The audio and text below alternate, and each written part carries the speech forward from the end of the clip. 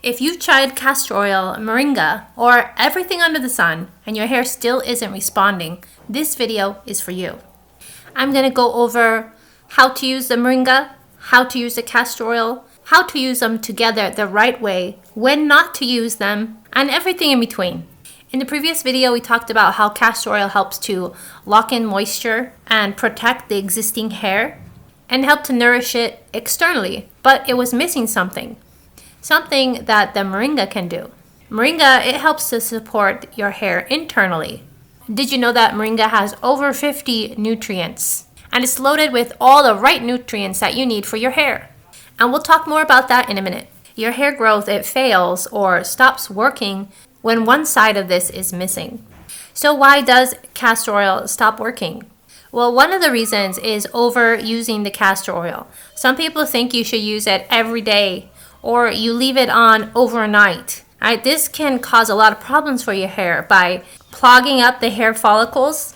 And when the hair follicles don't get enough oxygen, this can cause inflammation on your scalp, hair loss, and lots of other problems. Another big reason that castor oil stops working is because people are ignoring the nutrient depletion, which means you're not really looking at what you're eating or how much your nutrients are right now, and you're just focusing on the outside.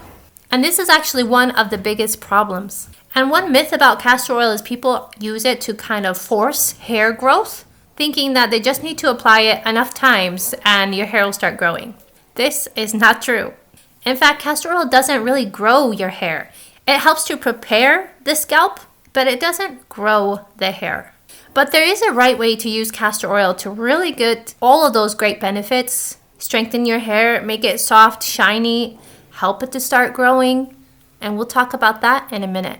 How many of you already use castor oil and are having this problem? You realize that it's not doing as well as it should, or you just want it to work better? Leave me a comment down below. So how do you use castor oil the right way? And don't worry, we're going to cover moringa in a minute. So first, you do not want to use this too often. 2 times a week is more than enough.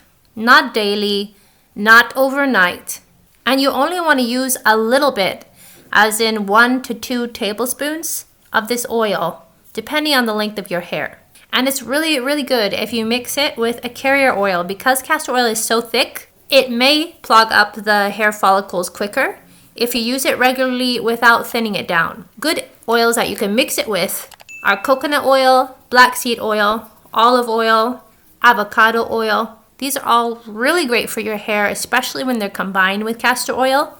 So pick any one that you prefer, and you can mix it with equal parts of the carrier oil. Another part that people miss is that you are putting too much oil. You just want to put enough that it coats your hair in a thin layer. It's not dripping with oil. It's not so saturated it's about to fall out and drip. Just enough that it's coated. And it's best if you start it by warming up the oil a little bit, not too hot, just a little bit, and then applying it. This will help it to get absorbed more fully into your hair. You can also try the hot towel method by wrapping your hair in a hot towel after you put it in your hair. This works equally well. And the timing, you don't need it in your hair for more than 3 hours. 30 minutes to 3 hours maximum is perfect. Any more time after 3 hours is pretty much wasted because nothing else is going to be getting absorbed if it didn't already. So you don't have to sleep with it. In fact, it's much better that you don't. Where to apply it? You can apply this to your scalp all the way down your lengths and ends. It's totally fine. Just make sure that you diluted it with your carrier oil. And it would help to kind of give it a little massage for about 3 to 5 minutes on your scalp to really get your circulation going and keep it absorbed. So when should you stop using castor oil? You should stop using it when you notice you're getting some kind of buildup or scalp irritation, as this can signal that your pores are getting clogged up and it's not doing what needs to be done. But you might say, hey, I'm doing all of that and it's still not working. This is where moringa comes in. See, hair doesn't respond to anything without the right nutrients. And even if you think you're eating good, the nutrients you eat are probably going other places because the hair follicles are among the most active cells in the body, but they're the ones that get the nutrients last. So if you're needing it in other places, it's not going to be going to your hair. Hair is made out of protein. So if you're not eating much protein, this definitely will be affecting your hair. And 1 teaspoon of moringa powder, it provides 1 to 2 grams of protein, which includes all the amino acids that your hair needs. This doesn't mean you're going to get it all from moringa, but it does help. Your hair also needs a lot of iron and B12. Moringa has 1.5 to 2 milligrams of iron per teaspoon. So if you're not a big meat eater, this is nice to have a little bit added support. Moringa does have a huge list of vitamins and minerals that your hair needs for hair growth. It has a lot of zinc, which helps with the cell division for your hair follicles. It's loaded with vitamin A, and this is really crucial for your cell growth. It has a lot of vitamin C and E, and these help protect your hair follicles from any damage. It also has biotin, which supports the keratin and promotes your hair to become stronger. It can help your hair to stay soft and hydrated and less likely to break. It's very good at protecting your hair from any damage, especially if you have dry or color-treated hair. It's also very rich in amino acids, which is essential for your hair growth. If you have dry or brittle hair, this moringa will be a game changer for you, as it will help to really strengthen your hair. Moringa by itself also can help with scalp inflammation, which is something that causes hair loss. It's especially good with blood circulation. Something I noticed also about moringa is it makes your scalp a little tingly if you're using it on the outside. I say that helps you know that it's working. And you know, hair by itself, it takes a while to grow. Normally, you probably get about 1/4 of an inch a month if it's growing properly. So you're not going to see instant results. These things takes a little bit of time. You need to keep trying this for at least 3 to 6 months. So your hair will get enough nutrients building through the system, and then you'll start to see better and better results.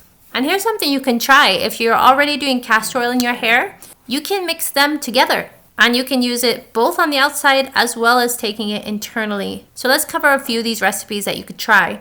The first one is a moringa hair oil mix. Take 2 cups of a carrier oil, almond or coconut, whatever you choose, and add 5 to 10 drops of moringa oil for your hair, and add 5 to 10 drops of lavender. You want to mix everything together in a glass bottle, and then you can just use this whenever you need. You also could use moringa water. If you don't want to mix them, you want to keep doing your castor oil routine the same way you always do, you could add moringa water once a week. You just steep 1 teaspoon of moringa powder in a cup of hot water and then let that cool. And you can strain that and save it in a bottle. You can spray this on your roots every other day, and this will help to promote thicker and healthier hair. Internally, how you should take moringa. Moringa has a very strong taste, so I personally don't like it. So I don't know, if you're not used to taking moringa, you might want to try the capsules. But if you're okay with it, you can make a tea with it by using 1 teaspoon of the moringa powder and mix that in a cup of hot water. And you can add some ginger, lemon, and honey to it and drink this daily. And this will help you to get the nutrients that you're missing inside. Now, if you really don't like the taste of moringa, you can use capsules and take about 2 to 4 capsules every day. How long? You want to keep doing this for at least 3 to 6 months. You should start seeing some growth at about month 3, because it takes a while for your hair to understand that it's getting the right nutrients and start growing and producing what you want to see, and for your body to actually get those nutrients into the hair where you want them to be. It's very important to get the right nutrients inside for your hair, because if you just focus on the outside, you're going to keep having this problem, and it's just going to pause because everything is not absorbed through the hair. You do need it also internally. So when should you stop taking this? You can do this for 3 to 6 months, and then after that you can take a break for about 2 months, see how your results are, and if you want to continue, you could start again after about 1 to 2 months. Moringa is very safe for pretty much everyone, but there are a few things you need to watch out for if you're taking it internally. If you're diabetic or have any kind of blood pressure issues or thyroid issues, it does interfere with medications. You might want to talk to your doctor first. Also, if you're pregnant, it might induce labor, so make sure you talk with your doctor first. And for some extra important tips to grow your hair really well, you should watch this video next. as I cover some more really important tips for making that hair amazing. Make sure you go and watch it here.